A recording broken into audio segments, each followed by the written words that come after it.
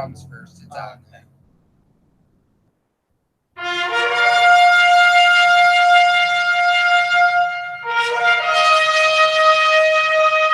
Yeah, go this way. See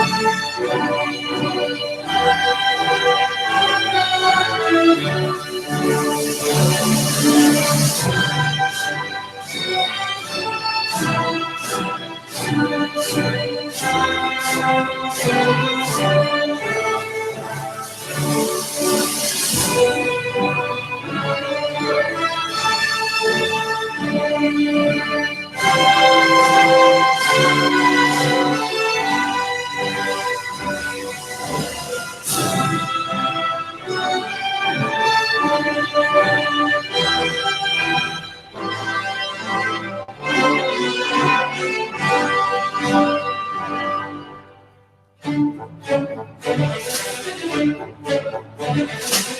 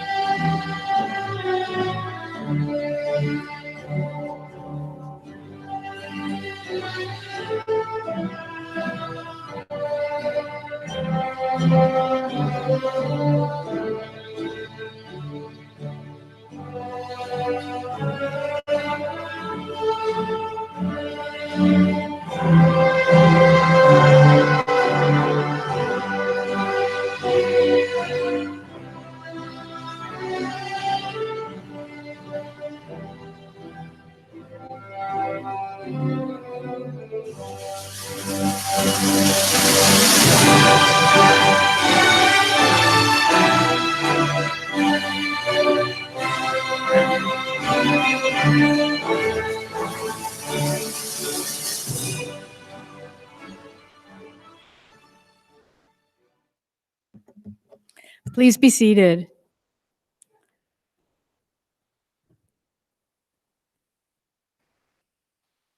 Friends, family, honored guests, faculty, and graduates, good afternoon. My name is Margaret Raymond, and I'm the Dean of the University of Wisconsin Law School. It is my honor and my privilege and my pleasure to welcome all of you to our hooding ceremony. First, I want to welcome our graduates. Congratulations. We are all very proud of you, and we are delighted to share today's celebration with you. Next, I'd like to welcome all the friends, family, and loved ones of our graduates. Today marks a special moment for all of you as well. We all know how important your support, your patience, your interest, and your love have been to our graduates' ability to arrive at this day. So our first order of business, graduating class, is to recognize all the very important people in this room or on our feed whose contributions were essential to your success. So graduates, I'd like you to stand as you are able, turn to your friends and family, and join me in giving them a big round of applause.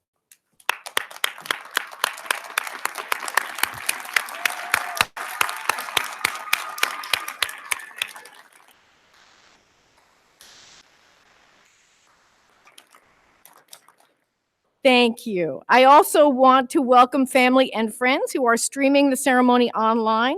Welcome. We're very excited that you can join us remotely. So I'm going to ask everyone on the stage to look at the camera behind the graduates, and let's wave to the family and loved ones who are watching from around the US and the world, being part of our ceremony here today. Thanks so much for being here with us.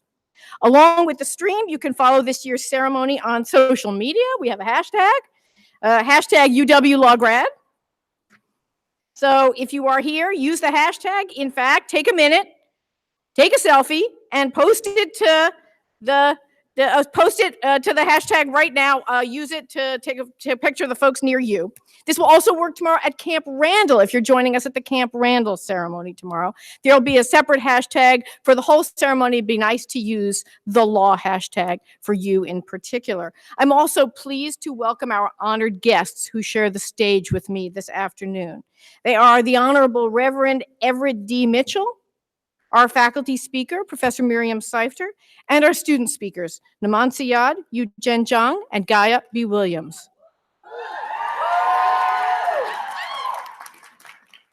Also on stage are my colleagues, the University of Wisconsin Law School faculty.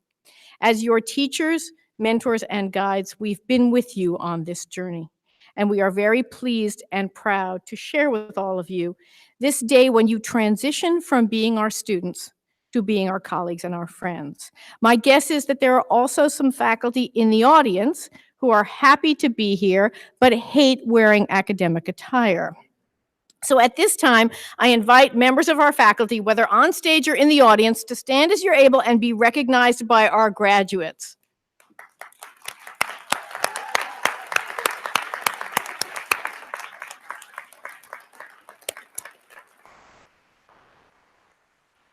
Thank you. Although this is a very happy day, graduation is also a little bittersweet for us because we'll miss you. You've all made your own way here and built communities of connection and commitment around you. Please stay in touch with us. We look forward to hearing from you. It is now my honor to introduce our keynote speaker, the Honorable Reverend Everett D. Mitchell. Judge Mitchell is a judge on the Dane County Circuit Court here in Madison, Wisconsin. Prior to his election, Judge Mitchell served as the Director of Community Relations for the University of Wisconsin-Madison, and he's also a former Dane County Assistant District Attorney. Judge Mitchell was born and raised in Fort Worth, Texas. He accepted his call to ministry at the age of 15. Upon his graduation from high school, Judge Mitchell attended Morehouse College, graduating with a BA in mathematics and religion. After his graduation from Morehouse, he was ordained at the age of 23. Reverend Mitchell continued his education at the Princeton Theological Seminary, where he received both a Master's of Divinity in Christian Ethics and a Master's of Theology in Social Ethics. While in New Jersey, he served the community as Executive Administrator for Imani Community Center, developing creative programming for youth in the Trenton inner city, including College or Bust, a college preparatory program for high school students. Judge Mitchell graduated from the University of Wisconsin Law School in 2010. While in law school, he was a member of Law Review and a mock trial team member. Since 2011, Judge Mitchell has served as the senior pastor of Christ the Solid Rock Baptist Church in Madison, Wisconsin, with an over 400-member congregation. As pastor of Christ the Solid Rock, he led the congregation into being the only Black church in Dane County that is open and affirming of those in the LGBTQ community. Judge Mitchell's current judicial assignment is in juvenile court, where he presides over cases of family reunification, as well as those involving young people who are alleged to have violated the law. As a juvenile court judge, Judge Mitchell has worked with a wide range of partners, from the Madison Metropolitan School District, which worked with him to create an Office of Youth Engagement, to our own Black Law Students Association, which he connected with our local detention center so the children there can have the opportunity to meet and have lunch with law students. During his tenure on the bench, Judge Mitchell has worked with colleagues to change courtroom policy so young people are not automatically placed in restraints when entering the courtroom. Judge Mitchell is a tireless, passionate, and deeply knowledgeable advocate for improving the lives of children and families and for helping young people gain a positive vision of courts, fairness, and the hope of justice. I could say so much more, but as Judge Mitchell is a much more compelling speaker than I am, I will let him tell his own story. The graduating class chooses its own speaker, but I confess that I was particularly moved and especially pleased by your choice of Judge Mitchell. He is, of course, a wonderful speaker, but the graduating class knows that for a very special reason. He was the featured alumni speaker at their orientation 3 years ago. As this graduating class arrived at UW Law School as brand new law students, Judge Mitchell challenged them to find their passion and welcome them to our community. So it seems especially fitting for him to offer his words to this class as they commemorate their time with us and celebrate their graduation. It's my honor to introduce Judge Everett Mitchell.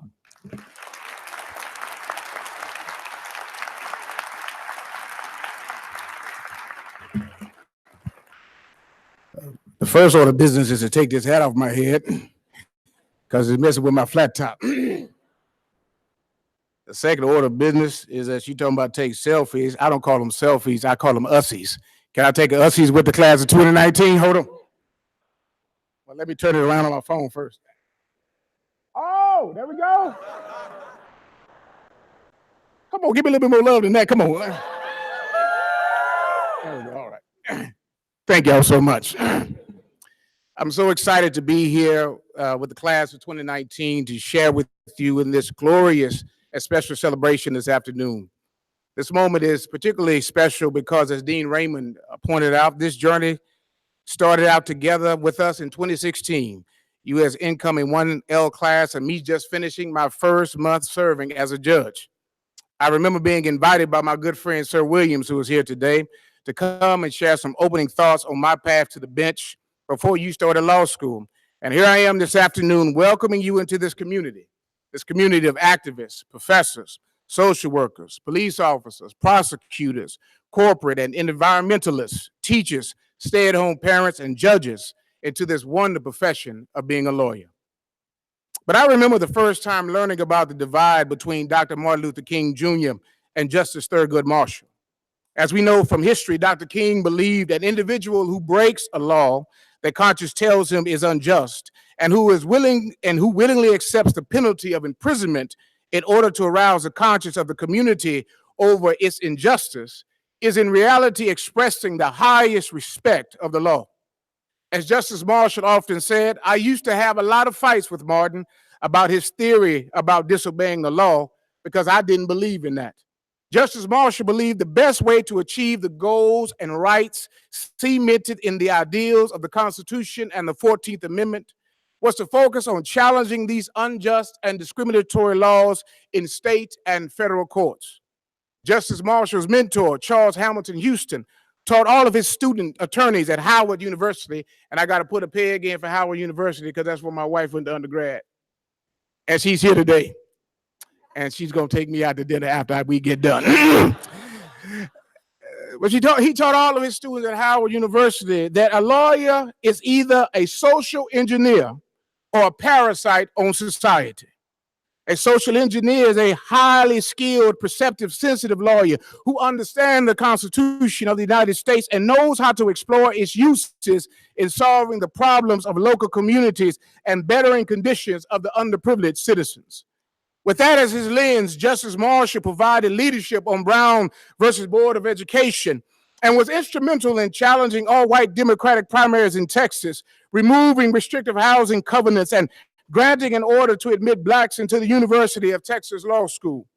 Both Dr. King and Justice Marshall were committed to unveiling and exposing racial hypocrisy inherent within racial systems denying equal access to all human beings. The tension with Dr. King hinged on the belief that change delayed often means never, while Justice Marshall sought to transform pockets of injustice through the meticulous actions in the court. Now, as a Dane County Circuit Court judge, I feel the necessary tension between being a critical voice outside the system and providing leadership on issues of equality and fairness inside the system. I recall the awakening of my legal purpose, 2019, after the death of a young teenager here in Madison by the name of Tony Terrell Robertson. I remember marching in the streets calling for police reform and sitting down with our law enforcement leaders to find a new path so that all of us could feel comfortable and safe and that the whole system could find a moral compass. But I remember providing those pro bono legal services to Black Lives Matter activists who were arrested, or who are young people who are held in custody due to poverty, or homeless families with mental health challenges trying to retain their housing so they didn't end up in the streets. And I began to see how the imbalance of power left certain people out of the possibility of justice. I asked myself, how can one Black man in a system make a difference? I'd only been out of law school for 6 years. But after I ran and eventually was elected, I asked myself, how can I use my judicial discretion, my judicial power to lead from within a system that I criticize as being responsible for racial disparities in incarceration and furthering the demise of the Black community? I felt the push of Dr. King that unjust laws or practices must be changed, while also the patience of Justice Marshall to believe in hope of the law to change systems. When I sat in your seat, I can't actually recall what the keynote speaker stressed for us to remember. I think I was just ready to get the heck out of here. It was hot in those robes at that time. But I am hoping that I can leave you with a little to think about as you start your legal journey. And that thought is this: make your degree relevant. What will make your degree relevant will largely depend on the risk you will take with the power that is conferred upon you today. Your graduation class enters the profession at a critical time in our state and our country's history. Regardless of your political beliefs, morally, we are witnessing in real time a crisis of leadership. Scenes of immigrant children being ripped from their families' arms without a policy of knowing how to reconnect them with their families. We're watching where the anger of disgruntled, unhappy, disgusting white supremacist individuals attempt to transform Christian and Muslim and Jewish houses of worship and hope into mausoleums of suffering. We're watching what children are having to step into the void and protect their classmates as shooting in schools become more common rather than rare. We're watching a world where our white brothers and sisters bury their children and their grandchildren because of opiates that were pushed into their rural communities by pharmaceutical companies that knew that the drugs were both highly addictive and extremely profitable. We're watching a criminal justice system where Black, brown, and low-income white people are locked up in prisons for nonviolent drug offenses, while the state of Colorado is filling its budget with the revenue from selling legalized marijuana. It is a world saturated with pain, confusion, insecurity, and communities are searching for individuals. They're searching for leaders like you that are the light, that are bright, optimistic, hopeful, positive, courageous, passionate, uncompromising, enthusiastic, and confident, who will step into the void with the audacity to believe that human beings have power and they can lead us a different way. They're waiting on you, class of 2019. How do you lead differently? I only got 2 things to offer you, and then I'll take my seat. 1, use the power to assist those who do not have a voice. Whether you choose a path of lawyering that places you directly with clients, or you work for the government, or you practice in the firm, make sure that you use the power to assist those who do not have a voice. Pro bono services is essential to filling in the gaps of injustice that happens all around us. Every day in court, I witness so many people who need help getting their voices, their stories, their issues presented to the court so they can finally be heard. In rural counties, men and women sometimes wait for months to be charged, and as a result cannot receive a public defender appointed to them, so they sit in jail waiting for the opportunity to be heard. I gained the most insight into the need to fill the gaps for one of my pro bono clients, Ms. Taylor. Ms. Taylor struggled with severe mental wellness, and she lived a very disorganized life. But Ms. Taylor and her disabled daughter needed help, so they did not lose their subsidized housing. So she called me and she said, "I need your help. Can you please help me?" And when Ms. Taylor came up to me, she brought a huge bag of trash to me, and she brought the trash and she sat it on my table, and she said, "I need your help." And I said to her, I don't know if I can help you. And she looked at me with tears in her eyes, and she said, "I need someone to please listen to me and help me." And she reached down into her pocket and she pulled out change and some wrinkled dollar bills. And she said to me, "I'll give you all that I have." And I said to Miss Taylor, I said, "Miss Taylor, don't worry about that." I closed her little hand, gave her back her money, and I told her, "Let's start figuring it out how we can help each other out together." So I reached into the trash bag and I started pulling out her pieces of evidence that she wanted me to have. And I smoothed out all those wrinkled pieces of paper and stack by stack, piece by piece, I put it together. And she smiled because she could first begin to believe that somebody believed in her and she was ready to begin to fight for herself. And so we went to court that day, and I remember going to court and presenting all the evidence, and the side on my right was disrespectful to Miss Taylor. The court commissioner at the time didn't want to hear her, but I presented the evidence the best that I could, and I wanted to make sure that she got the day in court and that she was heard for who she was. The court commissioner ruled against us. We lost the case. She would lose her housing. She would end up homeless with her and her disabled daughter without a place to live. I closed my binder that day, and I thought that she was going to be so upset, so angry with me because I did not prevail. I didn't win. She didn't frown. She wasn't upset. She wasn't even frustrated with me. She looked at me with a smile on her face, and she said, "Thank you, Mr. Mitchell, because today they had to hear me, and I thank you for making them hear me." I learned so much from her because she taught me that sometimes justice delayed is still justice. Ron Stevenson wrote, "Finally, I've come to believe that the true measure of our commitment to justice, the character of our society, our commitment to the rule of law, fairness, and equality cannot be measured about how we treat the rich, the powerful, or the privileged and the respected among us. The true measure of our character is how we treat the poor, how we treat the disfavored, how we treat the accused, how we treat the incarcerated, and how we treat the condemned." Yes, I could have easily taken my power and went to the golf course. But our world needs you to commit time to be on the course of justice, not just on the golf course, and use your power and influence to give hope to those who need it. Next, don't be afraid to change the narrative. Frederick Douglass said, "It is far easier to build strong children than to repair broken men." As I was sitting in my local barbershop one day, getting my fade tightened up, as I like to do every 10 days, the brothers in the barbershop started to discussing what should happen to the kids in our community that were stealing cars. They were referring to my kids that I have in my court as bad and as criminals.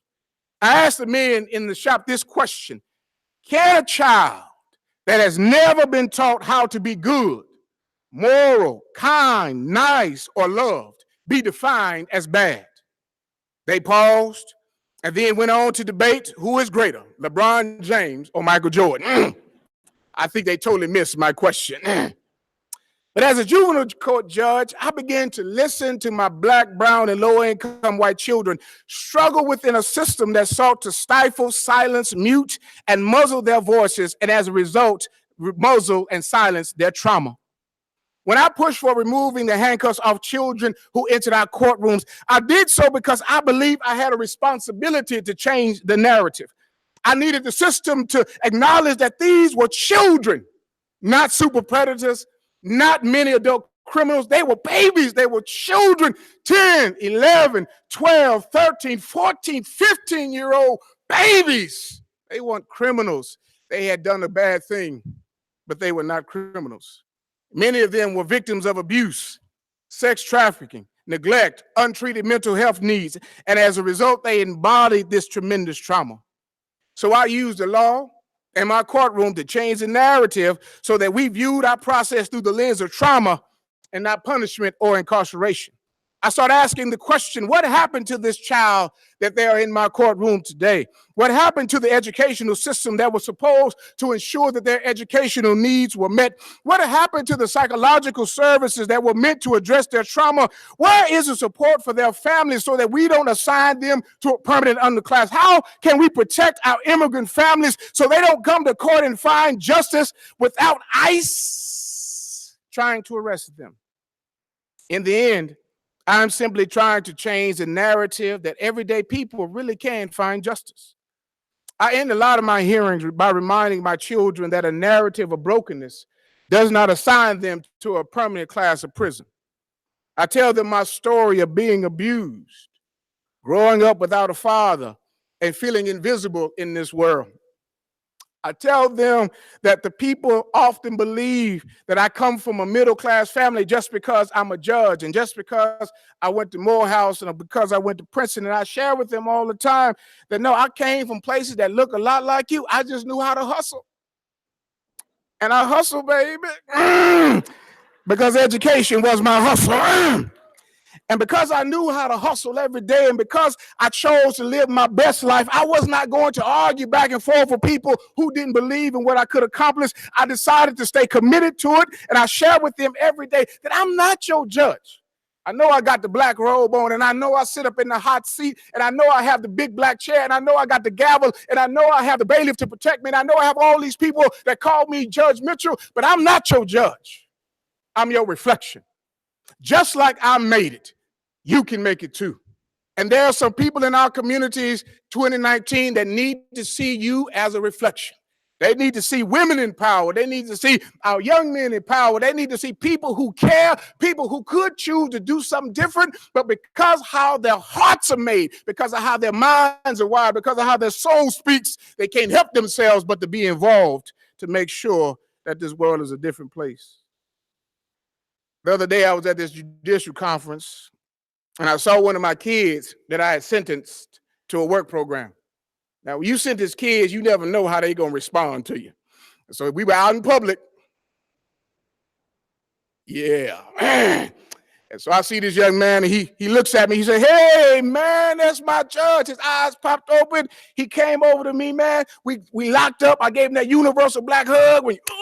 What's up, man? What's up? What's up? And I hugged him real hard. I was patting him down at the same time. I'm like, all right, he clean, he good. Now let him go. And I said, "Hey, man, so good to see you. So good to see you." He smiled. Man, that boy told me he had 42 days left in the program. Man, I told him to send me your invitation. I'll come to your graduation. I said, "Don't run, and I'll make sure I'll be there to celebrate your success." Boy, you are winning right now. You understand that? I looked at his eyes, and I made sure he understood. You are winning right now. And he started to feel that. I said, "No, boy, you are winning right now. You feel me?" He's like, "Yes, Judge, I feel you." And he said, he walked away, and he told his other boys that he had been sitting with. He said, now, that's my judge right there. That's my judge. That's my judge. That's my judge. That's my judge. He said, I am his judge because he knew that day he's winning, and he knows he can trust me because I didn't throw him away. I gave him a chance to prove to the world that he can be exactly what it is that he wants to be. I'll end with this quote attributed to a Lutheran minister in prison for opposing Hitler's regime. He said, "First they came for the socialists, and I did not speak out because I was not a socialist. Then they came for the trade unionists, and I did not speak out because I was not a trade unionist. Then they came for the Jews, and I did not speak out because I was not Jewish. Then they came for me, and there was no one left to speak for me." This next task, 2019, is left up to you. I believe we ought to work together as a single garment of destiny as we ensure that you use your voice and your power to speak out and not remain silent on issues that matter to most. The only way for us to reach our degree to remain relevant, or to make sure that the degrees that you will get remain relevant, is to retain the courage to keep on speaking, even if you think no one is listening. Call on your faith. Call on your optimism. Call on your desire for a different way. Call on your hope so that if they come for us, and I'm sure they will, that we have a chorus of people who will stand up with you because you stood up for them. You stood up for the formerly incarcerated. You stood up for the homeless. You stood up for the traumatized children. You stood up for those who study and follow Islam. You stood up for the immigrants at the border. You stood up for low-income families. You stood up for the LGBTQ plus teens who are struggling right now. And you stood up and you said you were going to speak and you were going to use your power to ensure that they did not remain oppressed. And because you stood up for them, because you stood tall when you could, because you used your power in ways that benefit others and not just yourself, when the time comes, they'll stand up with you. Let us use our power to dismantle any attempt to divide us. Because a just society just does not build walls. A just society builds pathways to freedom. We don't build walls. We build hope. We rebuild dreams. We build bridges. We build communities. We build futures. We build interconnectedness. We build opportunities. We build new chances. Why? Because that is who you are. You are our future. You are the best of us. And I hope that you make me proud when you get your degree and you make it relevant again. Thank you. Thank you so much. Thank you so much.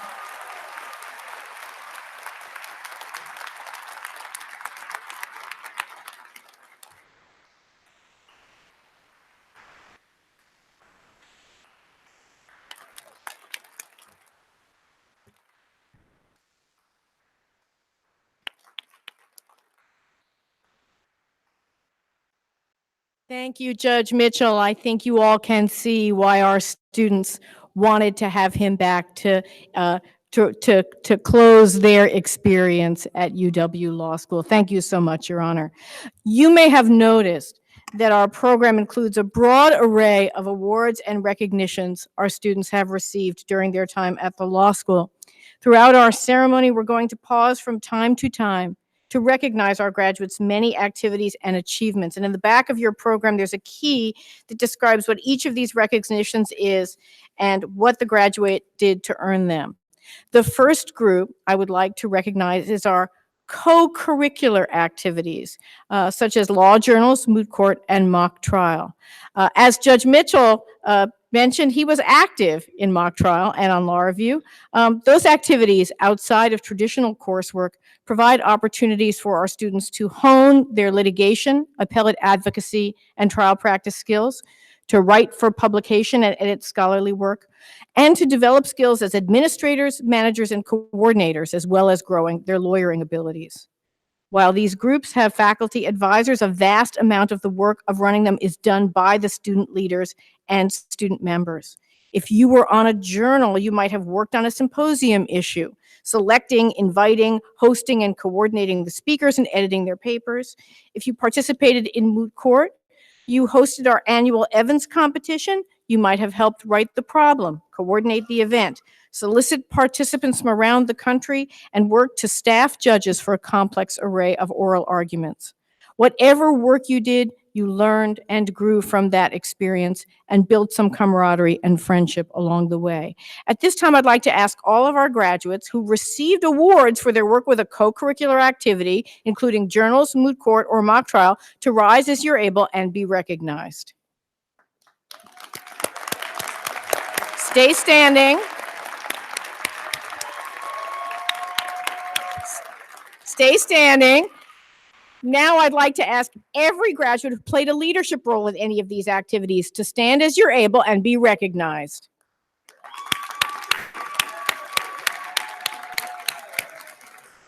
Stay standing. Now I'd like to ask every graduate who participated in any of these co-curricular activities to stand as you're able and be recognized.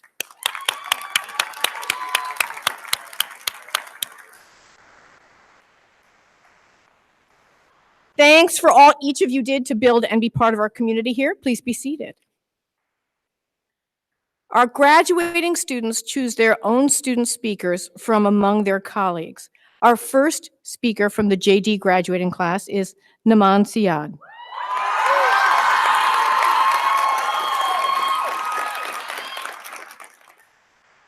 Naman was born and raised in Madison. She received her bachelor's degree as a People and Powers Knapp Scholar in Community and Environmental Sociology with a certificate in Global Health from UW-Madison. After graduating, she worked at the Boys and Girls Club of Dane County. During her time in law school, Naman served on the Wisconsin International Law Journal and competed in 2 moot court competitions. She served on the executive board for UW Law's Black Law Student Association and the Middle Eastern Law Student Association. During her summers, Naman interned at the Chicago Coalition for the Homeless and received the Peggy Browning Fellowship in Workers' Rights as an intern at the Chicago News Guild Union. It's my pleasure to introduce you to the first of our student speakers, Naman Siad.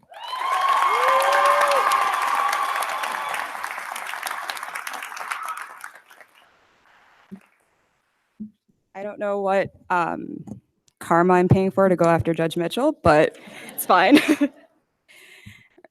Good afternoon, distinguished faculty, staff, alumni, dearest family and friends, and most importantly, the 2019 graduates.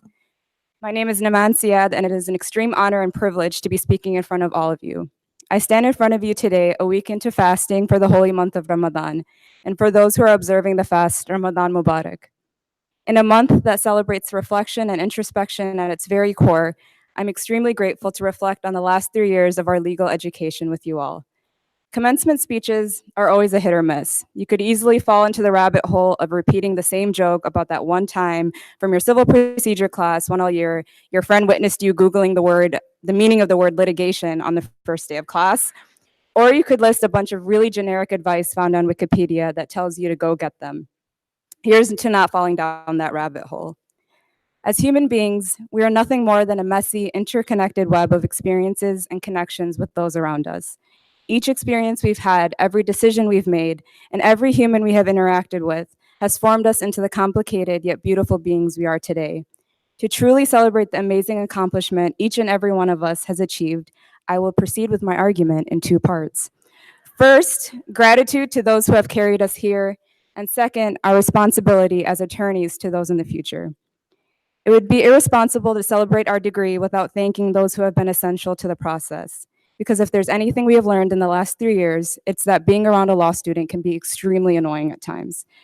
I would not be standing here today if it were not for my awe-inspiring parents who, through their own educational journeys from Somalia to this very campus, taught me the value of education and strength in the face of adversity.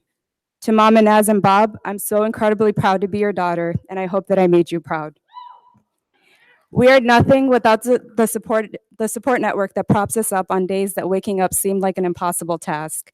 From siblings and friends to mentors and professors, and to those who could no longer join us here today, this degree would not be possible without you. And to my fellow classmates, I've learned just as much or even more from you these last 3 years than my textbooks. To the parents in our class who navigate the turmoil of law school with such grace while simultaneously raising families, to the students who have struggled with depression and anxiety silently in a system that can be toxic and uninviting, and to the fellow students of color who taught me the importance of being proud of my skin. You have been beacons of light and bring so much strength and resilience to a space that often doesn't welcome it. Each one of you in this class has brought a world of experience, strength, and kindness, and I'm humbled to have had the experience of learning from you. Thank you. An additional thank you to everyone who has been a team player and dealt with my peace signs and dad jokes for the last 3 years. I'm so sorry. Class of 2019, although graduation is a time of celebration and gratitude, it is also a call for action. Our legal education is an absolute privilege, and that comes with immense responsibility. Warsan Shire, a famous Somali British poet, once said, "In Somali, when we see injustice, we say, Digo como dakako, which means, does your blood not move? We can no longer sit idly in the face of injustice. Our blood must move. In our last 3 years alone, we have seen countless attacks on the rights of people due to their skin color, religion, sexual orientation, and immigration status. Our blood must move. As Nelson Mandela once said, it is in your hands to create a better world for all who live in it. Whether it's dismantling systems of white supremacy that target and endanger marginalized communities to fiercely protecting our dying planet, we as future attorneys have the skill set to utilize our degrees for the betterment of the world around us. We can create a world where apartheid systems are dismantled, where Black lives do matter, and where humanity and health of our earth are valued more than money and greed. And fighting for justice will look differently for all of us. As one of my favorite legal minds, Iron Man, put it, heroes are made by the path they choose, not the powers they are graced with. I hope that each path we take from this moment on is one filled with radical love for one another and a commitment to justice and equality for all peoples. There's no way to tie up the last 3 years in a neat little bow. Law school often felt like a really weird blend between a tragedy and a sitcom where the seasons kept renewing, much to the chagrin of the audience. And there's no way that I could accurately represent what this experience meant for over 140 very different individuals from all walks of life. But one thing that should unite each and every one of us is a shared vision of a better world to come. To the graduates, it's been an incredible journey, and I'm eternally humbled and grateful to have shared it with you. Class of 2019, I wish you nothing but success on whatever path life takes you. Godspeed.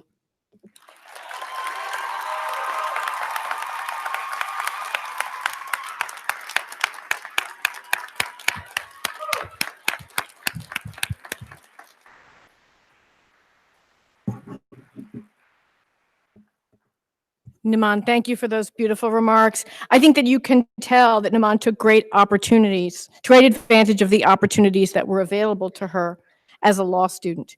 She is not alone. Our students are richly involved in service to the law school, to their student organizations, and to the broader community. Earlier this spring, Legal Education Opportunities, LEO Group, our umbrella LEO Group for all our diverse student organizations, recognized third-year students in each of their organizations. These awards celebrate the tireless work that those students put in during their time in law school to create a robust and welcoming environment for all of our students. At this time, I'd like to ask every student who received a LEO 3L of the Year award to stand as you're able so we can give you a round of applause.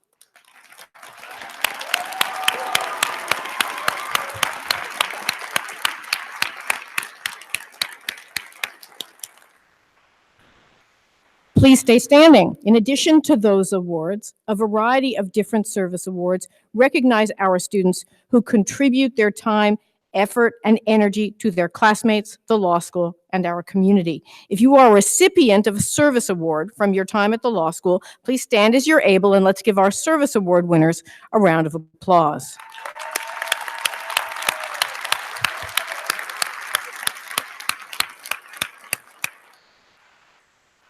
Please stay standing. Now I'd like to ask every student who played a leadership role at the law school in a student organization to stand as you're able.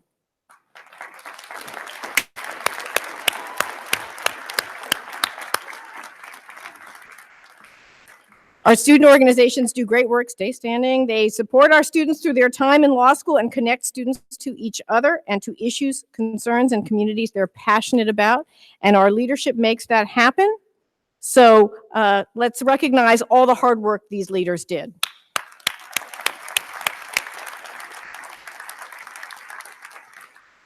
Leadership is critical, but every member of each of our student organizations plays a really important role. So at this time, I would like to ask every graduating student who's been involved with a student organization or activity at the law school in any way to stand. If you were involved with SBA, if you were part of a student organization, if you collected holiday gifts or helped with Thanksgiving lunch at the preschool, if you gave blood at the Dean's Cup blood drive, if you helped cook breakfast at the homeless shelter, you arranged speakers for your student group, as you're able, please stand.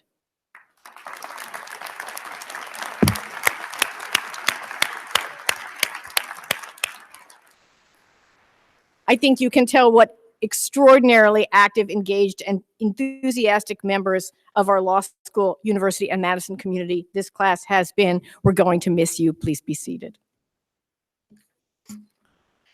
Our next student speaker today, Yuzhen Zhang, represents the law school's graduate students. Yuzhen came to UW Law School with an active academic and professional career. He completed a bachelor's degree in English literature at Shanghai Jiao Tong University and continued at the same university doing master's work in the study of law. Prior to coming to the law school, Yuzhen interned at the tax department of Deloitte Touche, where he helped small international joint ventures on tax-related matters. In 2018, he became a data analyst intern at the Prevost Company in New York, which consolidates available resources to provide accurate financial and business information on unlisted companies. After graduating, Yuzhen plans on returning to China to finish his Chinese master's degree and practice law. He hopes that his career in international trade law will help him finance publication of his poems and novels.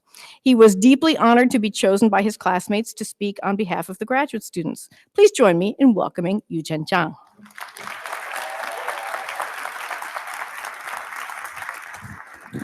Thank you, dear guests, faculty members, dear families, fellow graduates. How's it going? Well, how's it going? Is that simple? I mean, I don't think so. It is the first genuine grading I learned in America. I mean, my textbook told me that people in America grade each other by saying hi. But when I came here last year, I noticed that a simple dry hi never seemed quite right. I mean, people use, hey, how are you? How's it going? How's everything? And people use combinations like, great, how are you? Have a good day, you too. Yes, please. No, thank you. plastic or paper. I mean, honestly, when I was at Fresh Market, I didn't even know what they were talking about. I had the bananas in my hand. I looked like a chimpanzee. I mean, it might be pretty straightforward to you guys, but it took me like 3 months to get used to it. So I don't have to be like that bizarre person when people were being friendly with me.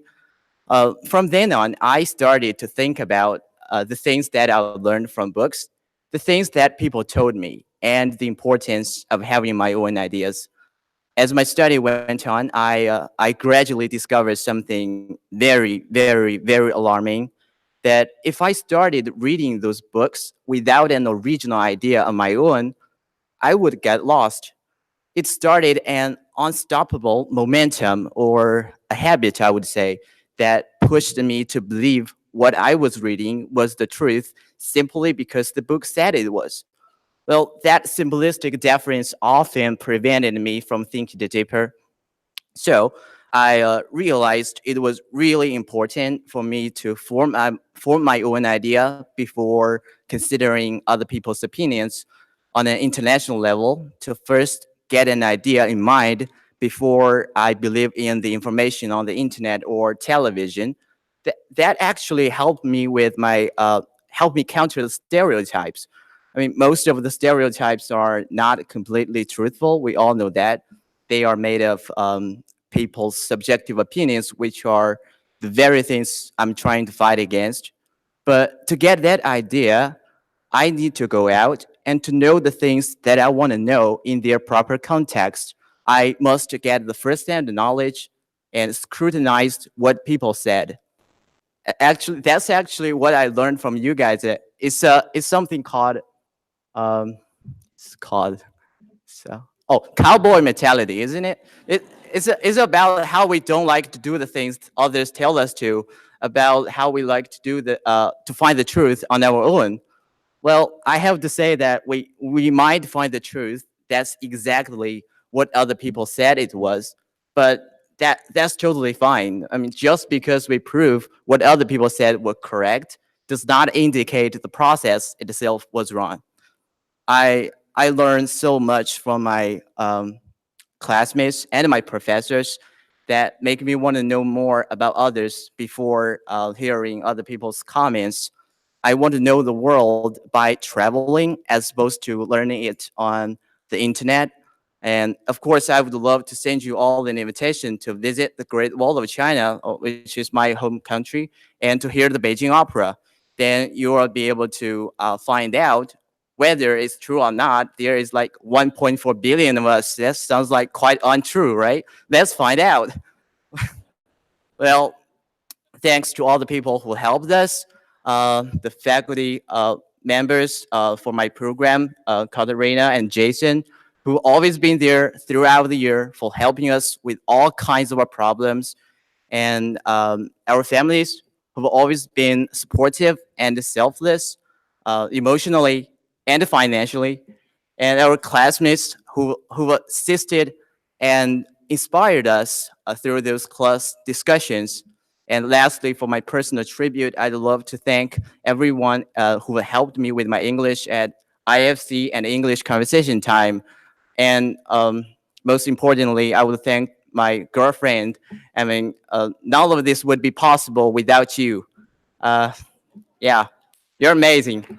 Someone, I mean, someone told me that she's a keeper. I didn't know what that means, so I Googled it. Yeah, that's the truth. I mean, okay, thank you, 谢谢。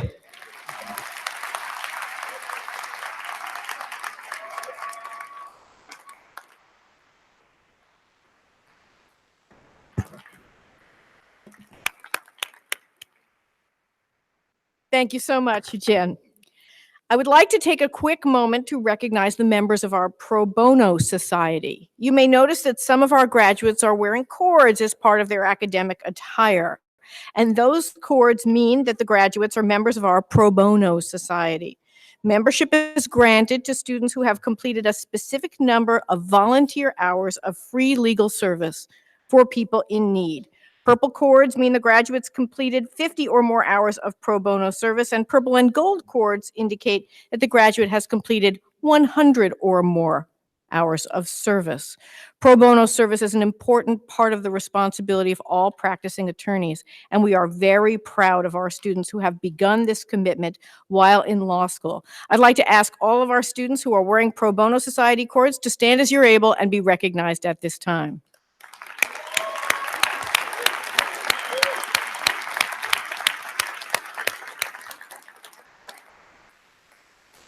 You know the drill, don't sit down.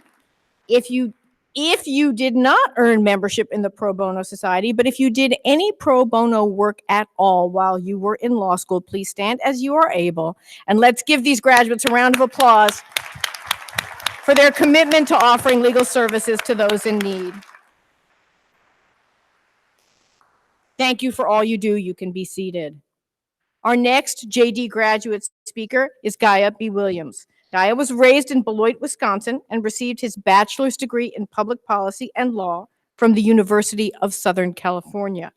Prior to joining us here at UW Law School, Gaia worked as a law clerk at the Federal Defenders Program in Chicago. During his time here at UW, Gaia served as the chief student ambassador in our admissions office. He literally has done hundreds of tours of our law school building and patiently and knowledgeably answered countless questions from anxious prospective law students. In addition to his work in our admissions office, he was active in moot court and a board member for UW Law's Black Student Law Association, the Sports and Entertainment Law Society, and the Student Bar Association. Gaia has taken our theme of law in action literally. He participated in the Wisconsin Innocence Project and interned with the Wisconsin State Public Defender's offices in Madison and Milwaukee, the Oregon School District, and UW-Madison's Division of Diversity, Equity, and Educational Achievement. After graduation, Gaia is excited to join the Milwaukee Public Defender's Office as an Assistant State Public Defender, where he can cultivate his passion for criminal justice and public service. We are very glad to have him speak today. Please join me in welcoming Gaia B. Williams to the podium.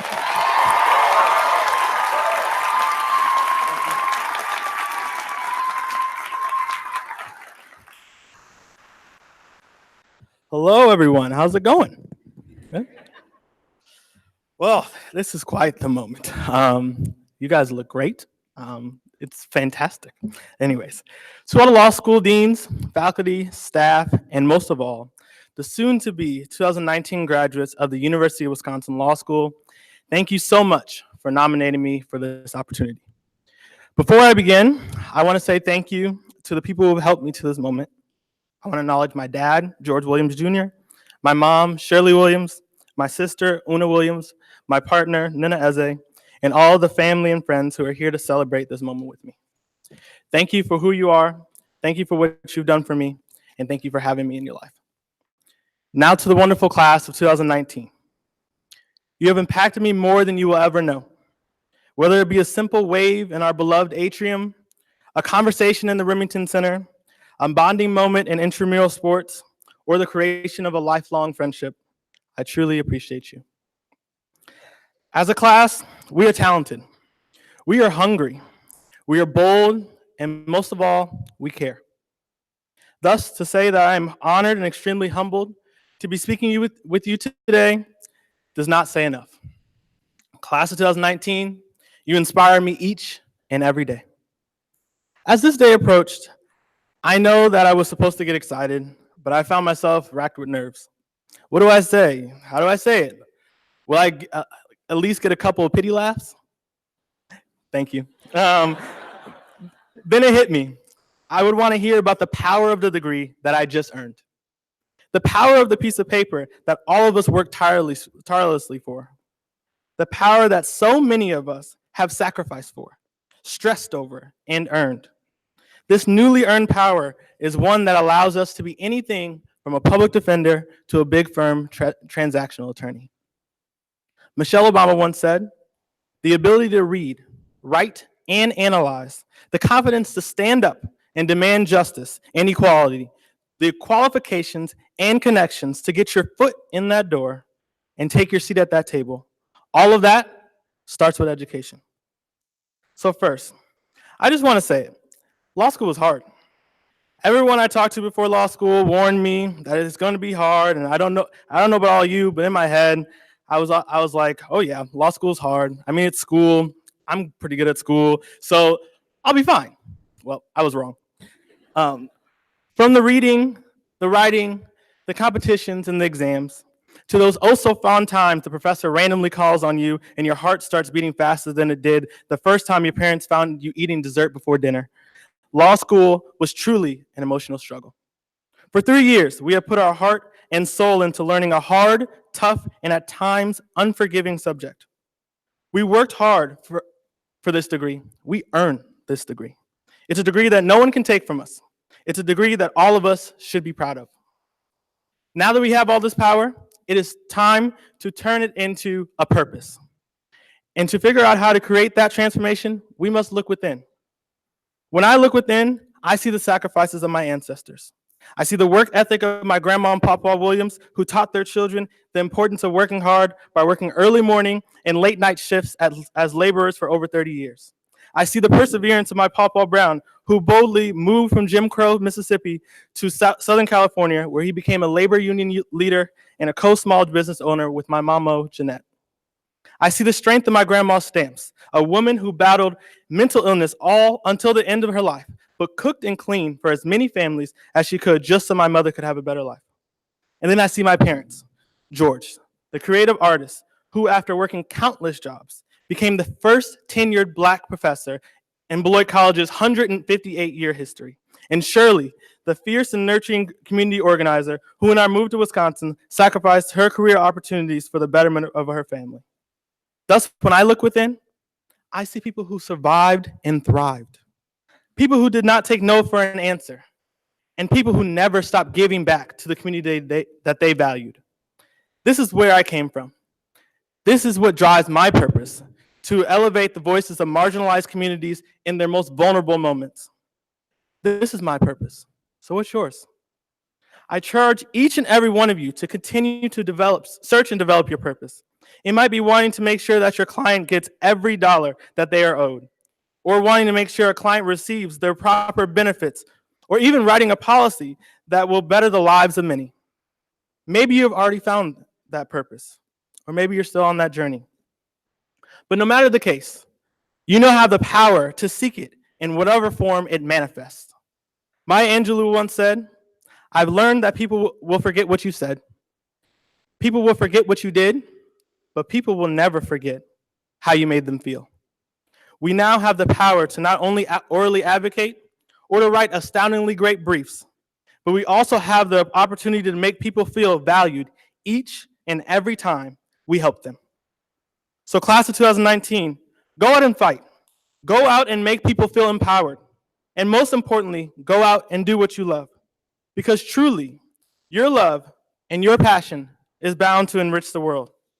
I am privileged to have met you, and I cannot wait to see what purpose each and every one of you have in your future. Congratulations, class of 2019, and on Wisconsin.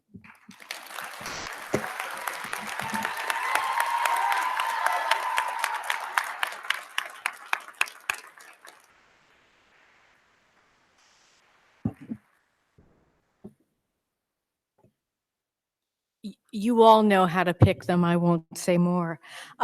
Thank you so much. One of the things that makes UW a law school a unique place is our commitment to experiential learning. We believe that our students learn not just from a rich and rigorous program of academic learning, but from the chance to put that sophisticated analytical ability to work in the service of clients, usually real, occasionally simulated, and always with an eye toward learning how to lawyer from an experienced, thoughtful, and reflective member of our faculty or a capable externship supervisor. We have an extraordinary array of experiential learning opportunities for a law school of our size, and that means an amazing set of opportunities for our students to learn by doing.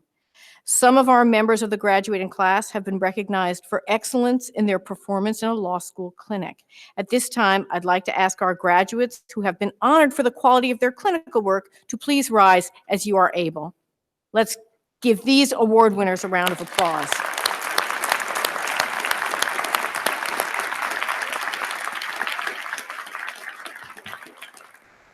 Please remain standing. I'd now like to ask that any student who participated in a clinical program, in the lawyering skills program, or in an externship, judicial internship, or other experiential learning opportunity to stand as you are able and be recognized.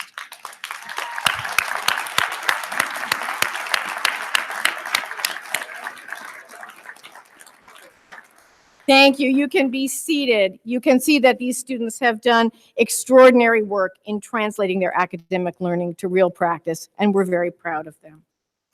Every year, our graduating class chooses a faculty member they wish to have as their hooding ceremony speaker, and this year the class has selected Professor Miriam Seifter.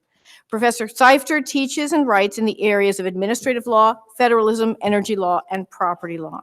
She received her BA, magna cum laude, from Yale University, an MSc with distinction from Oxford University, and a JD magna cum laude from Harvard Law School. After law school, she served as a law clerk for Chief Judge Merrick Garland of the U.S. Court of Appeals for the D.C. Circuit and for Justice Ruth Bader Ginsburg at the Supreme Court of the United States. She has been teaching at UW Law since 2014. In that short period, she has made her mark here at UW Law School and in the broader legal academy. She's published articles in the Harvard Law Review, the NYU Law Review, the UCLA Law Review, and the Virginia Law Review, and has been recognized for her teaching with the Law School's Classroom Teacher of the Year Award and with a university-wide award for excellence in teaching as a junior faculty member. Please join me in welcoming Professor Miriam Seifter as our faculty speaker.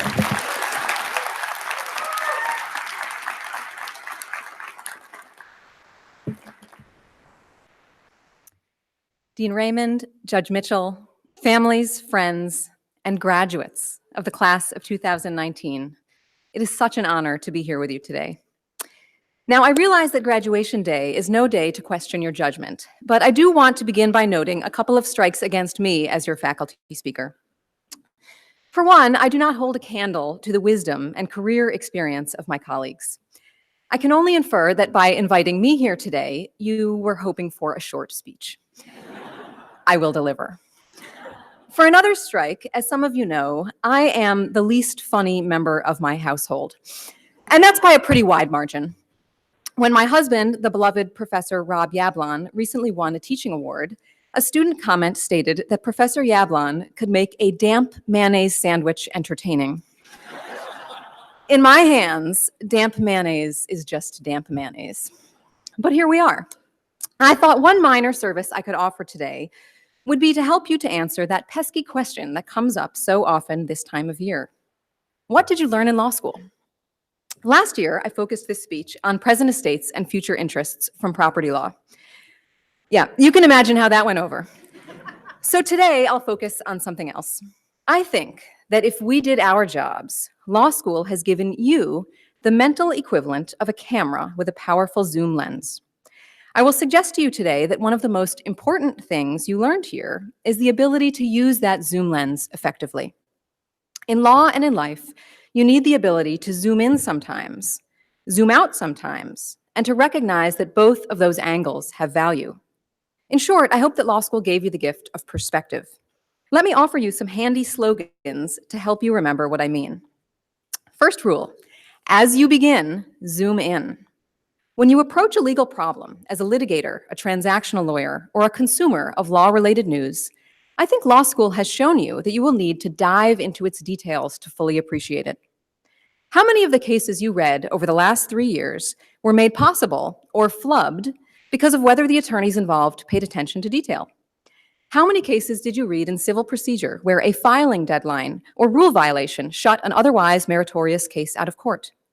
How many dozens of cases did you read in criminal law, in torts, in evidence, where the outcome hinged on whether an attorney was able to get the necessary evidence into the record? What about all those cases in contracts about the statute of frauds, consideration, and the UCC 2207 battle of the forms? In administrative law, how many cases hinged on whether the agency complied with the requirements of the good old Administrative Procedure Act?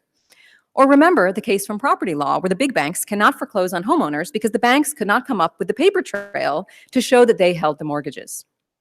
There's a lesson here. Read the rules, all of them, develop your evidence, know the facts, take care with your writing. This lesson of taking care is one that I derive in part from one of my own mentors, Judge Merrick Garland. The judge has a famous practice of doing a line-by-line hard copy proofread at his standing desk alongside his clerks before any opinion goes out the door. I have vivid memories of standing beside the judge with a mixed sense of motivation, I am a good proofreader and I will catch something, and also dread, what if the mistake was somehow my fault? Now, I'm sure Judge Garland does dislike italicized commas, as one should. But I think he was also trying to teach us a lesson about taking care. Care about the details in every case. Details matter. To be clear, this rule about zooming in is not just about technicalities. Our calling as lawyers is not simply to nitpick or to prize meaningless details. Rather, zooming in offers the even-handed fairness that we associate with the rule of law, requiring you to set aside your preconceptions of a problem or of another person and focus on what really happened and what needs to happen according to law. As Justice Thurgood Marshall is famed to have said to one of his law clerks when ruling against a sympathetic plaintiff who had missed a filing deadline, if we change the rules today, they won't be there tomorrow when we need them. So again, as you begin, zoom in. But zooming in never captures everything. If you become too focused on the details, you might miss the big picture. Zooming in might obscure manifest injustices, structural inequality, and things for which we cannot stand. And so I have a second rule for you. Whenever there's doubt, zoom out. When you zoom out, you will see features of a problem that are only visible from a higher perch. You might see, as you saw in criminal law, that the perpetrator of a crime is sometimes themselves a victim. You might see, as we saw in classes like property, employment law, constitutional law, and more, that what seemed like an isolated incident of wrongdoing is actually a systemic problem warranting a systemic solution. Take the case of Ledbetter versus Goodyear Tire. One day, a coworker slipped Lily Ledbetter a piece of paper disclosing a much greater compensation paid to men who had the same job as her. The pay gap had built up slowly over the many years she had worked there. The Supreme Court majority, in a very zoomed-in opinion, held that she had brought her claim too late. The court held that Title VII, the employment discrimination law, requires you to come forward within 180 days of any individual discriminatory action. But as my other former boss and mentor, Justice Ruth Bader Ginsburg, wrote in her dissent, that approach ignores what you would see if you'd zoom out. Often, Justice Ginsburg wrote, cause to suspect that discrimination is at work develops over time. Only by zooming out was it possible to see the bigger picture of the discriminatory practice, a view that Congress ultimately shared when it passed the Lilly Ledbetter Fair Pay Act prompted by Justice Ginsburg's dissent. Other examples of the importance of zooming out are shining lights in the legal field. When the court held in Brown versus Board of Education that separate educational facilities are inherently unequal, it reasoned that it had to zoom out. The court famously wrote, "We must consider public education in the light of its full development and its present place in American life throughout the nation." When we zoom out, we might also see that individual changes to the physical environment, a flood here, an extinction there, are part of a broader, urgent phenomenon of climate change. Or take housing. As Matthew Desmond, a UW alum like you, has shown in his path-breaking work, the epidemic of evictions, the absence of stable and affordable housing, is a cause of widespread poverty and community decline, not an isolated symptom of it. So once more, whenever there's doubt, zoom out. Where does all of this leave us? One thing law school doesn't really tell you is where the zoom lens should come to rest. Zooming in is important. So is zooming out. Perhaps there is not a single correct perspective. Perhaps it is that practice of zooming in and out that will make you a better thinker. But even though I cannot tell you where your camera should come to rest, I can tell you that sometimes you should put it to rest. And that brings me to my third and final rule for operating the zoom lens that law school has given you. At some point each day, put it away. We live at a time when there is a never-ending amount of work, a never-ending feed of social media, an endless stream of problems that could use your help. I know you will do your best to solve those problems, and I want you to take pride in what you do. But at some point each day, you need to put it away. As important as your work will surely be, people will always remember your kindness more than your case citations. Your friendships will outlast your filings. Your gratitude will overshadow your grades. The poet John Keats wrote that a thing of beauty is a joy forever. No one ever said that about a motion to compel arbitration. It can sometimes be hard in the legal profession. to remember to save space for joy that is separate from work. So here is some inspiration from my role models, my kids, now ages 3 and 5. On a recent family trip, we rode one of those buses that takes you from an airport to a rental car terminal. Everyone on the bus was either staring at their phone or grimacing at the annoyances of travel, except my 3-year-old. She was sitting wide-eyed with a huge grin on her face, and when the bus reached the terminal, she announced for everyone to hear, "I'm not getting off. This bus is beautiful." Her big brother, my 5-year-old son, recently read a chapter of a book all by himself for the first time. You could see in his eyes the incredible pride and delight he felt in that moment. The book was called Captain Underpants, so we have some room for growth, but still. We adults have something to learn from that. Those pure moments where you step out from behind the lens, be present where you are, and count your blessings. Today is a good day for that. I hope each of you takes time to relish this joyous occasion, a well-earned celebration of all that you have accomplished. We up here on the stage are so proud of you. Congratulations, class of 2019, and very best wishes to you all.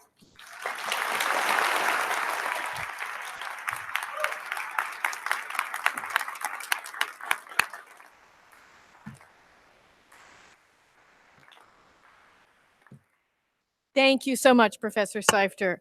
One last recognition before we move on to the moment you've all been waiting for. Let me call your attention to the cardinal red stoles that you see some of our graduates wearing today. The graduates wearing these stoles are graduating with high academic honors and have consistently excelled in their studies here at UW Law School. We also have other academic recognitions that honor a student's performance in a particular class or field. And finally, we have a Dean's List recognition that students can earn on a semester basis for their academic achievement. At this time, I'd like to recognize all of our students who've received academic honors and awards. If you are wearing a cardinal stole, if you were recognized with an academic award, if you've ever been on the Dean's List, if you've ever booked a class, I invite you to stand so we can recognize you for your hard work and academic achievement.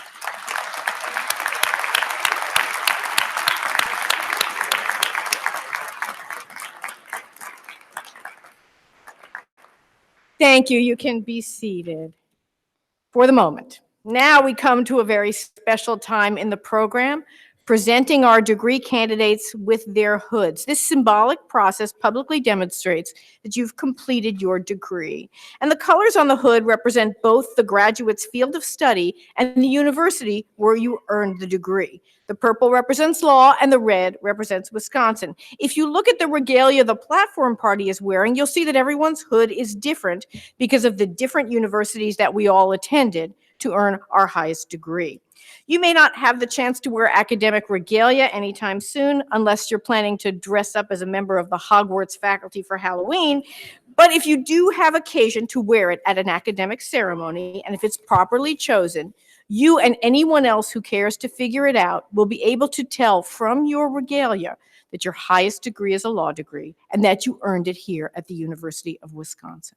So here's what's going to happen. Our graduates are going to stand row by row as directed by the ushers and head for the stage. When you come to the stage, please give your card to Lauren, who just waved at you. When your name is read, you'll step up to the faculty members on stage who will present your hood to you. They'll actually put it over your head and complete your regalia. We'll do this with 2 graduates at a time.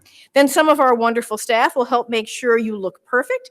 And then each graduate will join me here in front of the UW Law School banner for a photo. So you know how sometimes this is a formal moment where you're not supposed to make too much noise or take too many pictures? Forget that.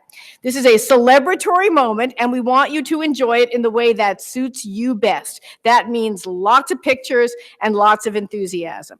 We do have a professional photographer with us, and the images taken of our graduates will be available for purchase, but you are very welcome to take your own. We have some space up front here, and we invite you to come on up to the front. Please don't be shy. Get your photos. This has been a long time coming, and we want you to take your pictures, but there isn't room up here for the entire audience, and so we're going to ask for a little coordination. Our graduates are sitting with their chosen friends rather than any particular order, and that means, audience, that you're not going to know quite when it's their turn to come up and be hooded. So, graduates, when you see it's going to be your row next, text your family and tell them that you're coming up soon so that they know to come on up here and get in position to make sure they get some good photos. And if you don't get the ones you want, just give us a wave or a holler and we'll keep going until you get what you need. Please keep the aisles clear so the graduates can return to their seats and we're ready to get started.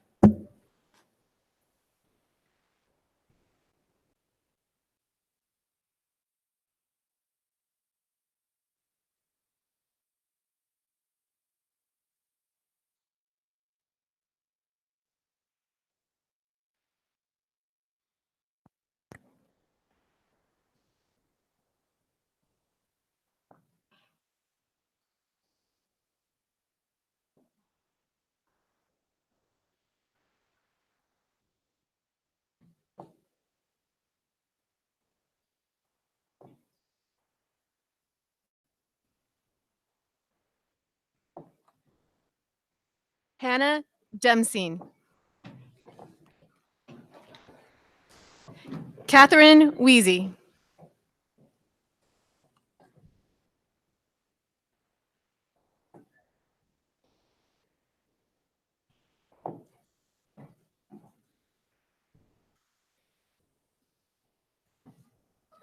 Sandra Arciniega.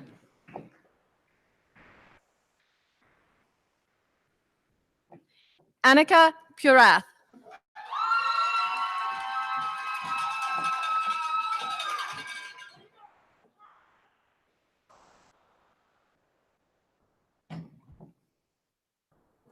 Beth Bezo.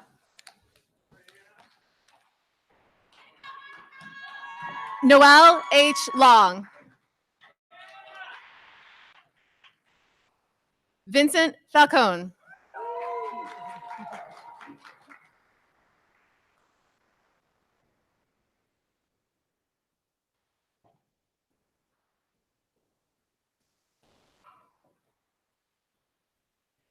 Jacob Levin.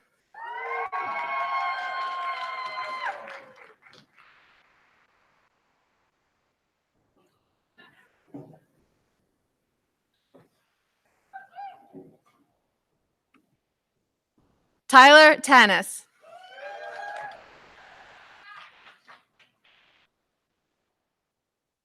Samuel Higgins.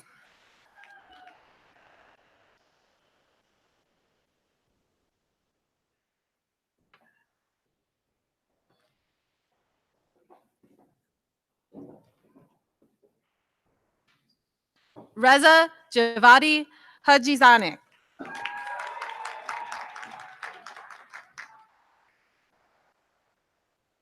Rebecca Alexandra Hart.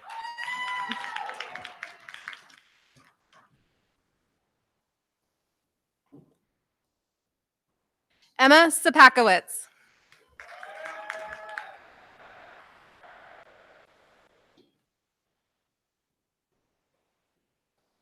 Alexander Straka.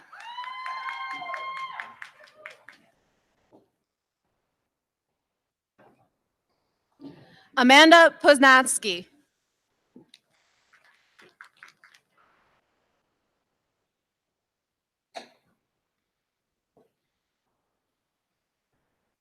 Elizabeth Parisi. Sarah Matthews.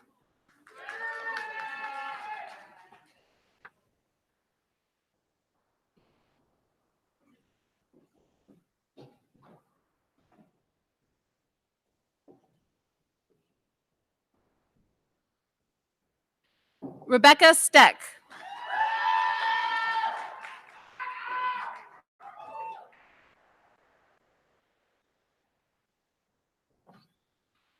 Jennifer Ann Martin.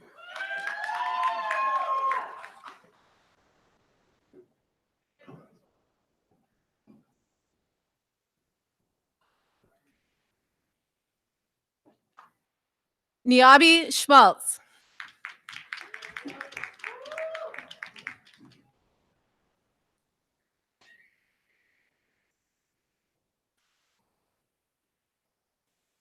Katarina Cologne.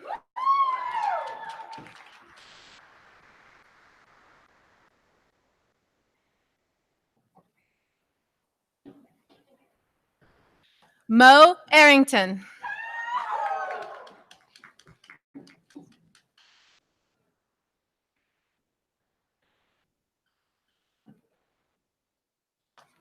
Jason Rice Meehan.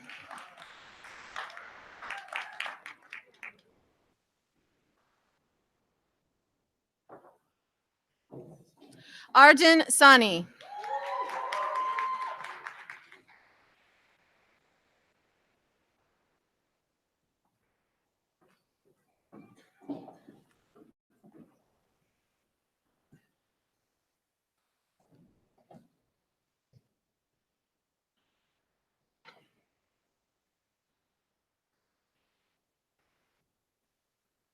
Herschel Brodkey.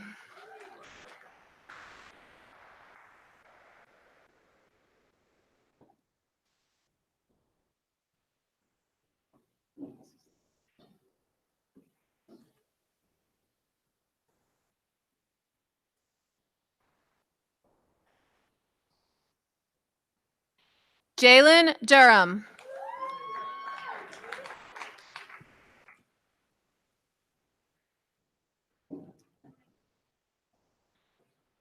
Victor Pelaez.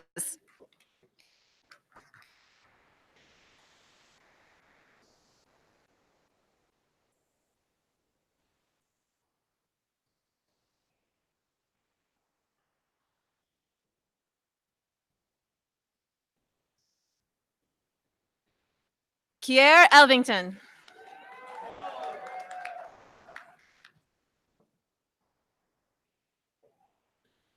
Ricardo Tapia.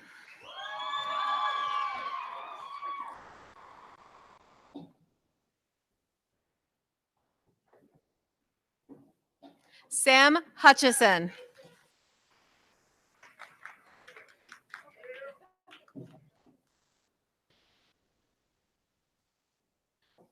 Shannon Toole.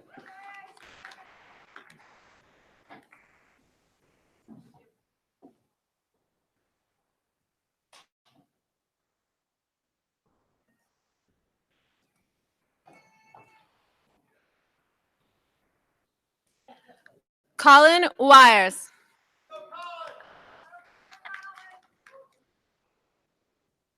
Ty Gasparek.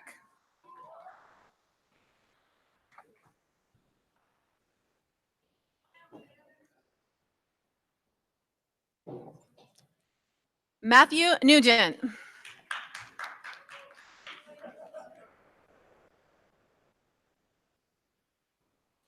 Alex Trebetoski.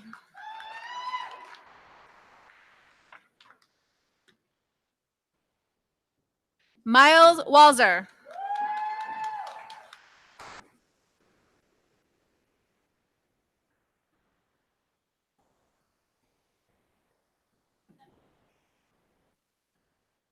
Benjamin Lockwood.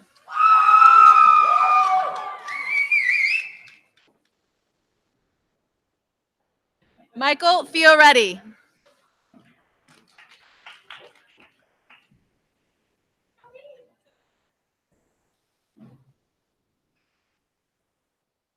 Jordan Shettle.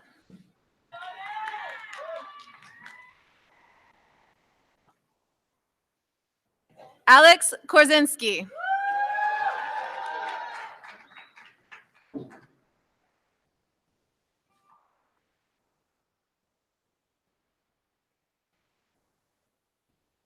Jess Alanis.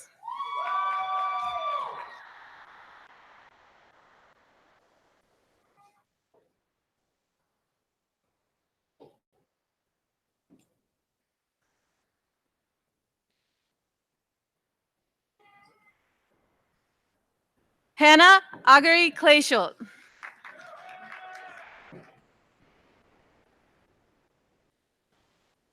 Emily Dykstra.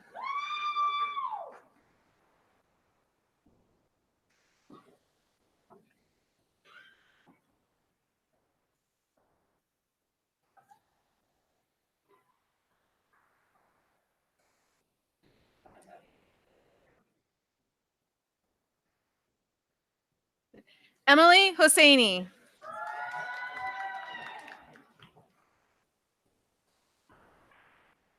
Cole Edward Oswald.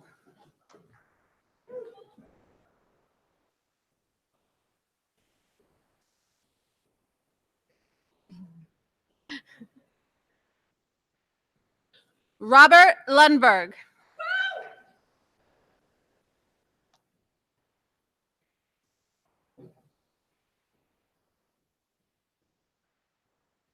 Lindsay Rose Klarkowski.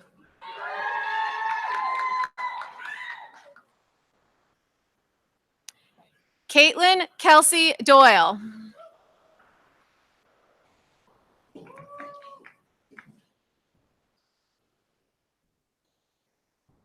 Victoria Shanice Crosby.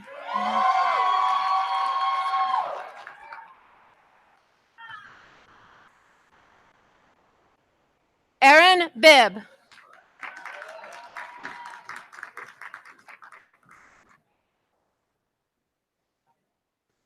Rachel Dykema.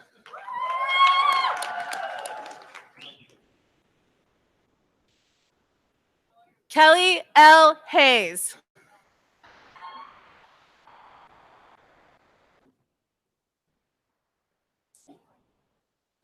Stephen Nelson.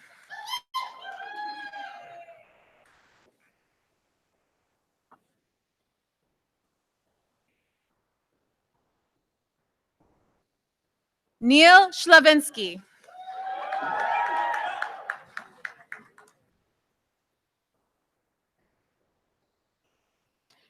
Andrew Benson.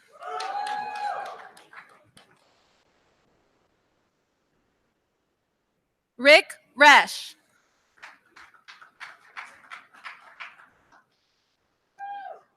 Carl William Holstrom.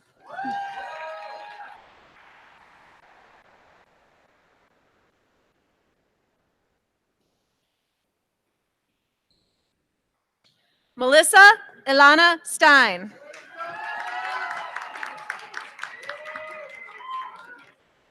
Maria Bucci.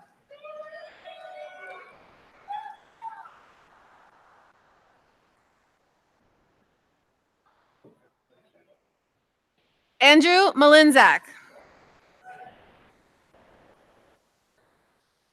Samuel Bach.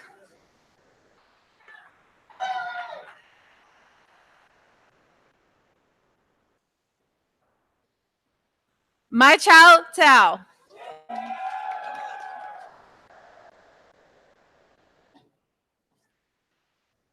William Grau.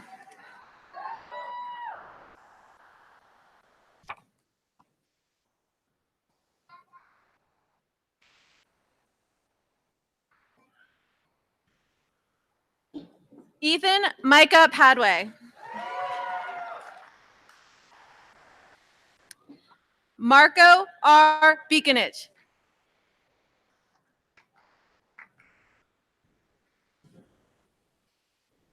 David Olson.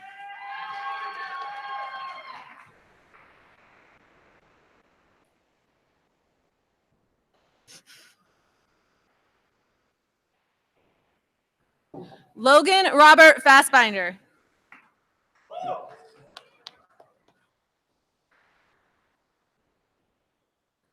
Cliff Bartholomew.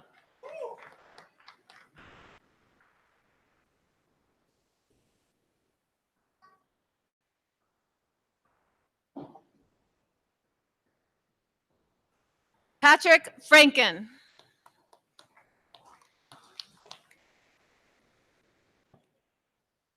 Aaron Kautz.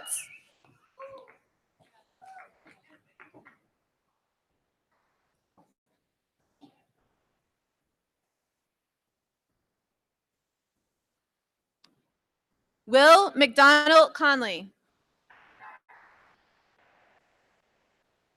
Luke Aras.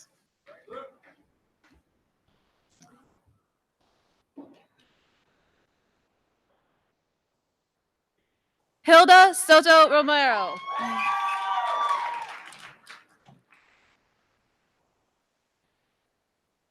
Daniel Schwartz.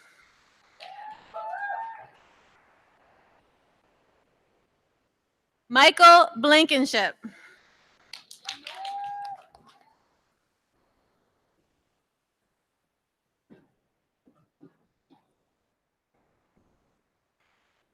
Jasmine El Hindi.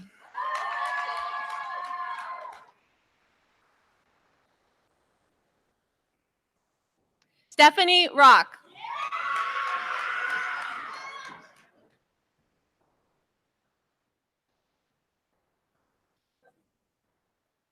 Brett Tobin.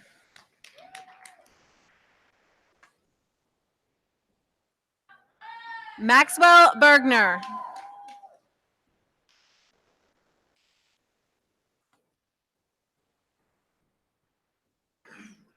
Jacob Moore.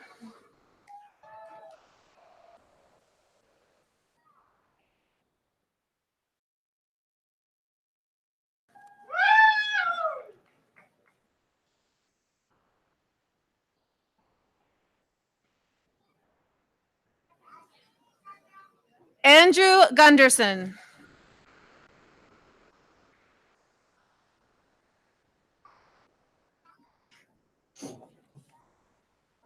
Jake Simon.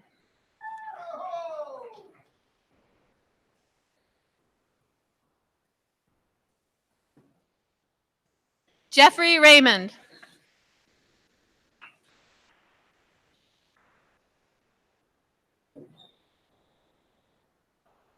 Bo Betega. Garrett Kurtzweil.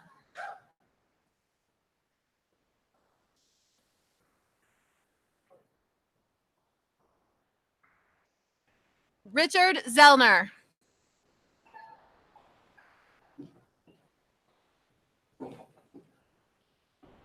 Christopher Restemeyer.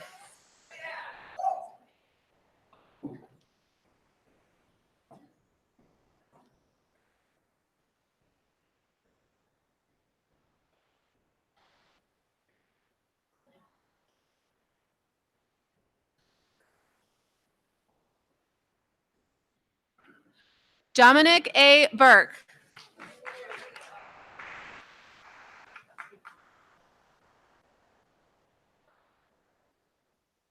Brianna Zawada.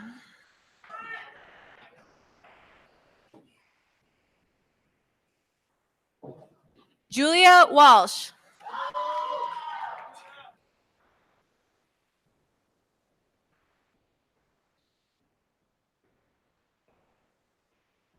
Christopher Logel.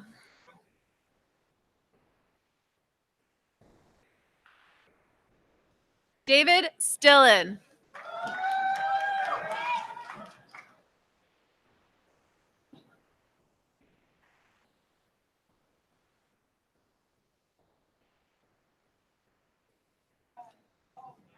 Skylar Croy.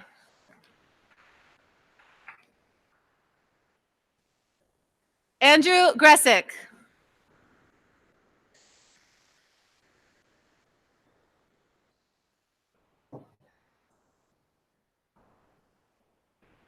Michael Staskunas.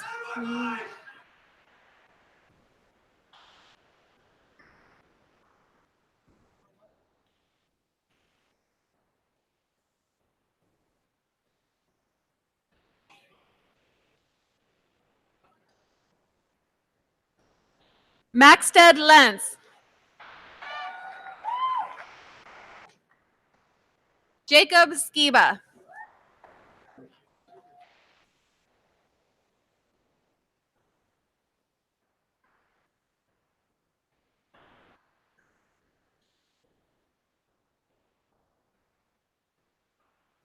Joe Decker.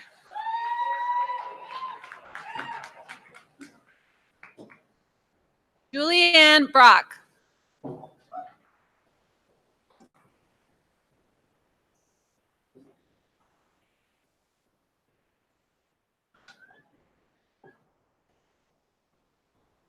Allison Gilly.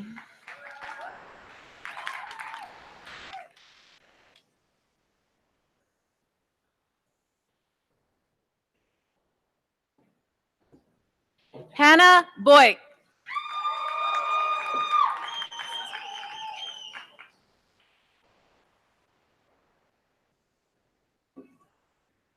Heather Jungyoung Lee.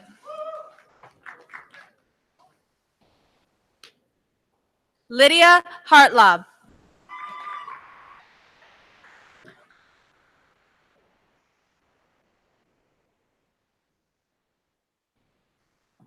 Mari Abdo.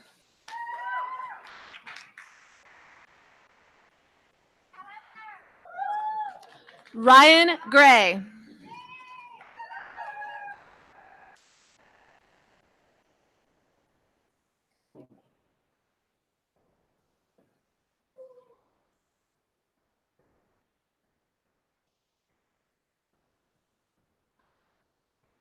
AJ Hermendorfer. Corey Triggs.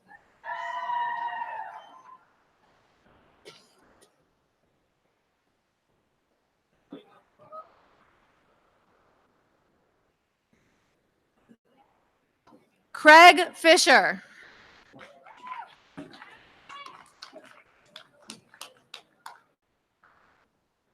Grace Cleo Kubi.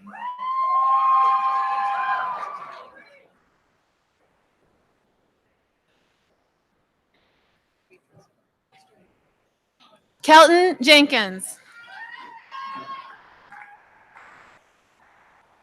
Margaret Fitzpatrick.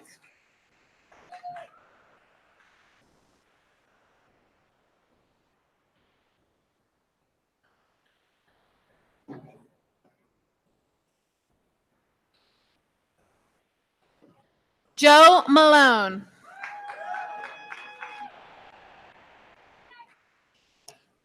Heather Lauren Twitchell.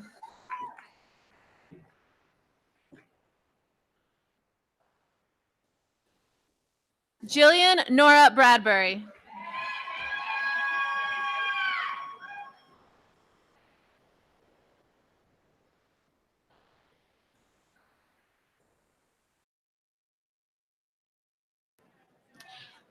Ashley Nicole Rossler.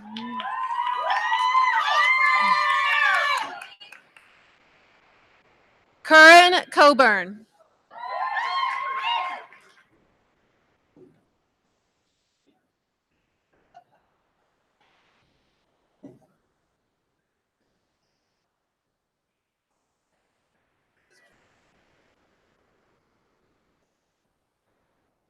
Sydney Elizabeth Parker.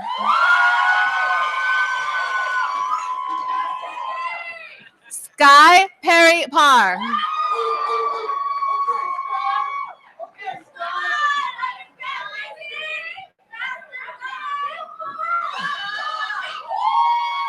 Kelly Del Ponte.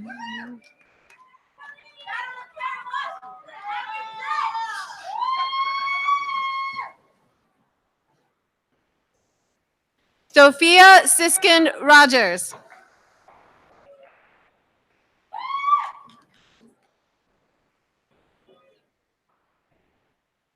Brandon Ruffalo.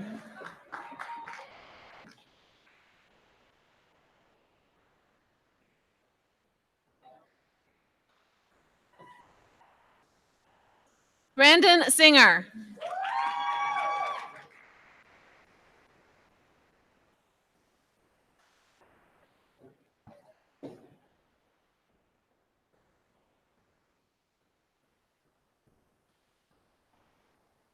Luke Harrison.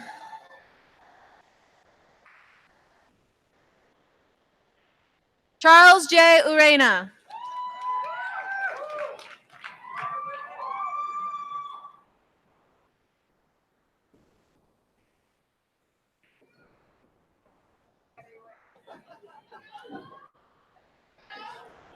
Karis Zimick.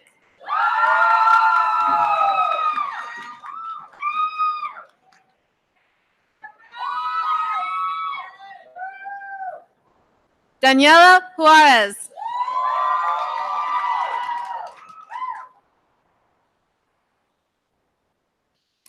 James Stoa.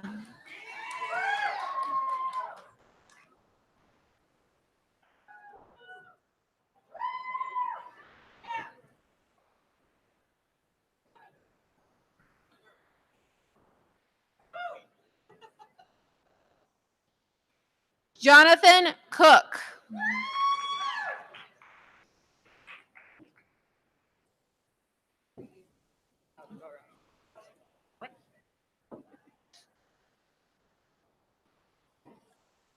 Gaia Batswani Williams.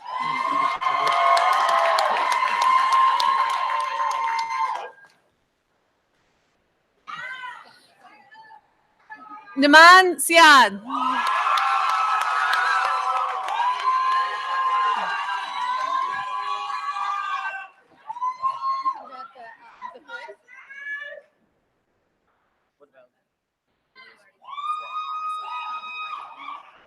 Netarika Matayatsan.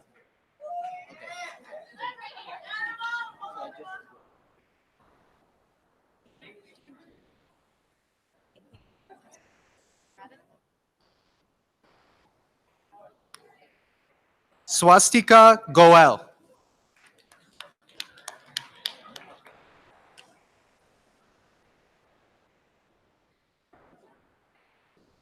Pangkarn Kunfasi.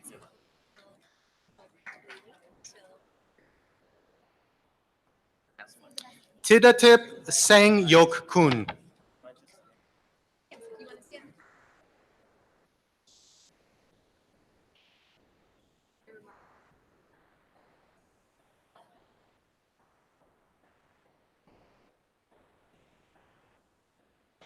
Jinyi Zhao.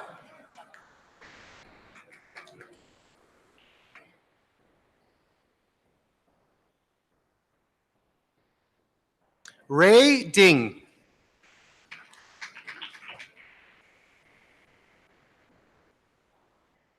Yiming Jin.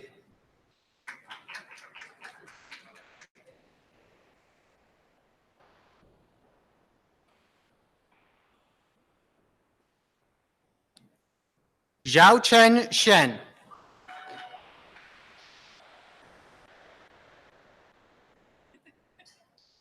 Laura Gruing.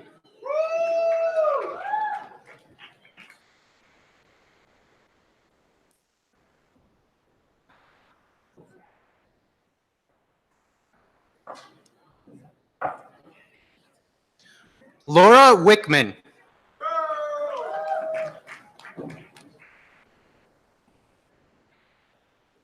Rocio Vergara.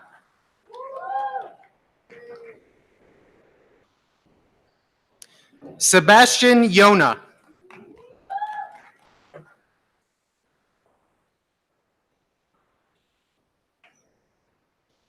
Yair Ruan.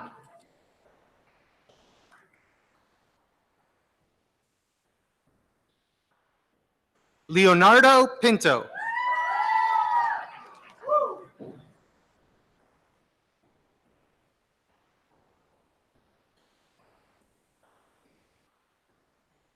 Naying Hu.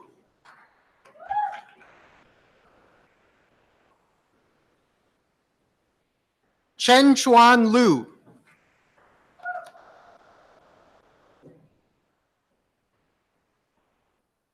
Ting Yu Zhang.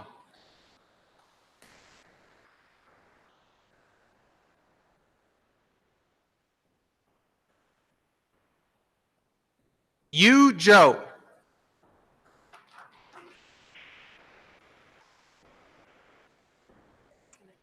Yujia Wei.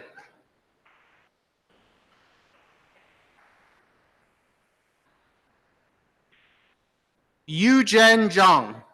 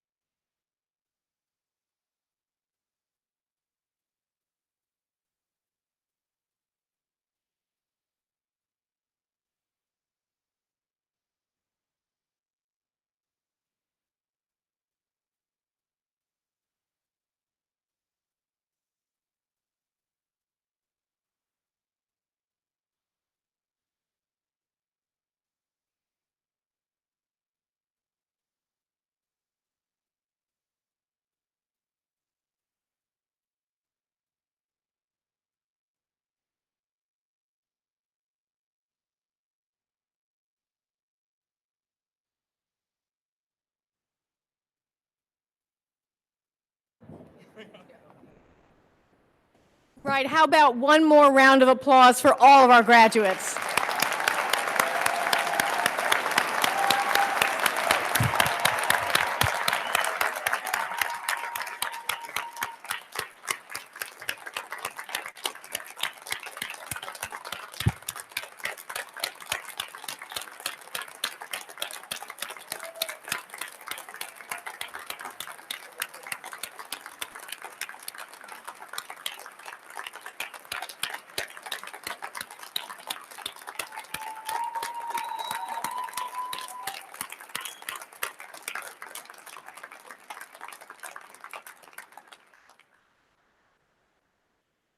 I always tear up a little bit at this ceremony. I never want to know when it's going to be. That was the moment. Graduates, your families and friends just acknowledged you with a standing ovation. They honor you. We honor you. We are so proud of you and await with anticipation the great things that you will achieve. We'll miss you, and we're very honored to be part of your journey. I want first to thank our wonderful staff, without whom none of this happens.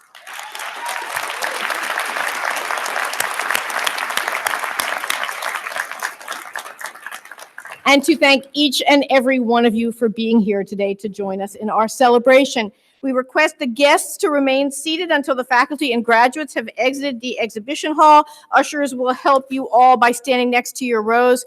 After the ceremony concludes, we invite you to join us for a reception outside on the roof of the Monona Terrace because it remains a beautiful day. We will see you at the party.